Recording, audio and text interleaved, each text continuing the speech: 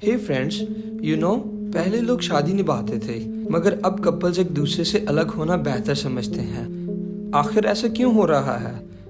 क्या मोहब्बत जल्दी खत्म हो रही है या फिर शादी का मकसद ही बदल गया है?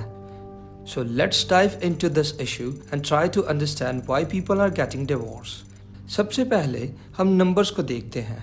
पिछले कुछ सालों में डिवोर्स रेट बहुत ज़्यादा बढ़ गया है, ख़ास तौर पर डेवलप्ड कंट्रीज़। अमेरिका में डिवोर्स रेट 40 to 50% के दरमियान है, जबकि चाइना और इंडिया जैसे कंट्रीज़ जहां पहले तलाक रेयर हुआ करती थी, वहां भी रेशो बढ़ती नज़र आ रही है।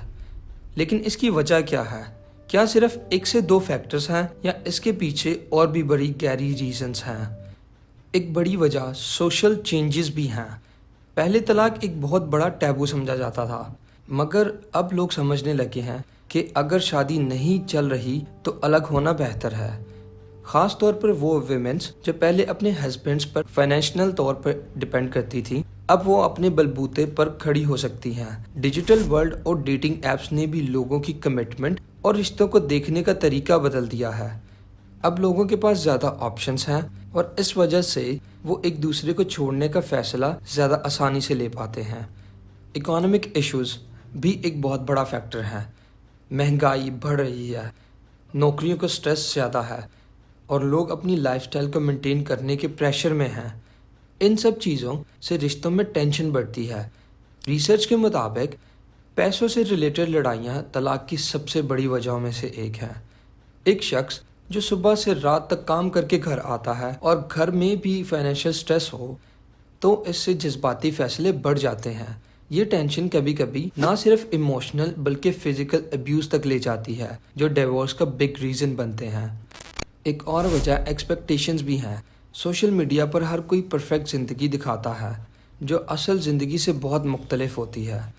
जब असल शादी में प्रॉब्लम सामने आती हैं तो लोग फ्रस्ट्रेट हो जाते हैं। साथ ही साथ ज़हनी दबाव और मेंटल हेल्थ के इश्यूज भी रिश्तों के ख़त्म होने की एक बड़ी वजह हैं।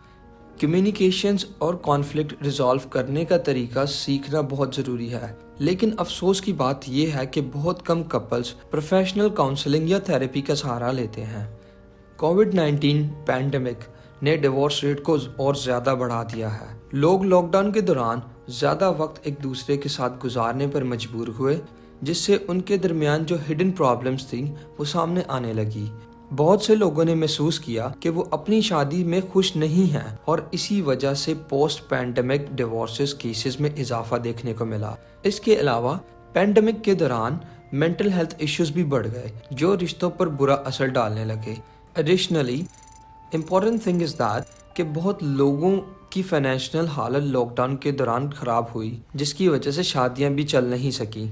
मगर असल में इसका सबसे बड़ा असर उनके बच्चों पर होता है। रिसर्च कहती है कि जिन घरों में तलाक होती है वहाँ बच्चे अक्सर ज़हनी दबाव का शिकार हो जाते हैं, उनकी एकेडमिक परफॉर्मेंस ड्रॉप हो जाती है और उनकी इमोशनल स्टेबिलिटी भी डिस्टर्ब होती है। ये भी देखा गया है कि जिन बच्चों के पेरेंट्स डिवोर्स लेते हैं उन बच्चों की अपनी शादियां भी ज़्यादा नहीं चल पाती। इसी वजह से तलाक सिर्फ एक रिलेशन का एंड नहीं होता, बल्कि ये एक साइकिल बन जाती है जो अगली नस्लों तक असर डालती है। तो इन सब से हम क्या सीख सकते हैं? ये बात समझना ज़रूरी है कि शादी का कॉन्सेप्ट बदल रहा है। तलाक तकलीफ दे ज़रूर है, मगर अक्सर लोगों के लिए एक नई और बेहतर ज़िंदगी की शुरुआत बन सकती है।